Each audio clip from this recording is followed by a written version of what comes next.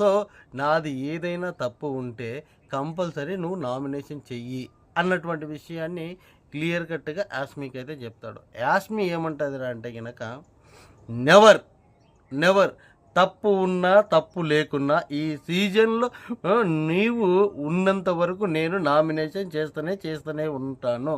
నువ్వు ఫ్రెండ్షిప్ అనేది ఒకటి వాడుకొని నన్ను మోసం చేసినావు అన్నటువంటిది వాడుతుంది. మళ్ళీ వెనక నుంచి పోయి మళ్ళీ హగ్ చేసుకొని మనోడు గట్టిగా సారీ అన్నట్టు చెప్తాడు. సారీ చెప్పేస్తాడు పాపం. సారీ చెప్పేస్తే కనుక నువ్వు ముందు తీ అని రిజెక్ట్ చేసేస్తుంది. రిజెక్ట్ చేస్తే ఆమె ముందే పెయిన్లో ఉంది, ఆమె ముందే బాధపడుతూ ఉంది. మనోడు పోయి వెనక నుంచి పోయి ఒక హగ్ చేసుకుంటే అది అన్కంఫర్టబుల్గా ఉన్నప్పుడు మనోడు పోయి చేసుకోవడం కరెక్ట్ కాదు. ఇది ఫస్ట్ పాయింట్. అయితే సెకండ్ పాయింట్, యాస్మిన్ చాలా తెలివిగా వీడు మిస్బిహేవ్ చేస్తున్నాడు అన్నటువంటిది ఒక పోర్ట్రేట్